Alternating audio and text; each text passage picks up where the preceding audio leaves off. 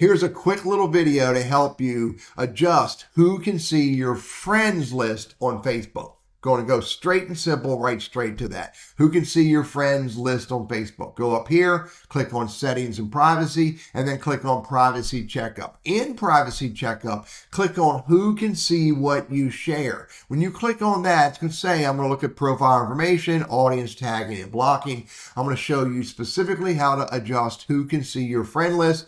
Hit continue. You don't need to see this information up top. It's my contact information, but down below in this box, profile information, down below is relationship and friends. If I click on who can see your friends list, there's a bunch of options in here. I made a very deliberate decision to say only me, but you can adjust this how you see fit for yourself and your specific use of Facebook. I don't recommend public.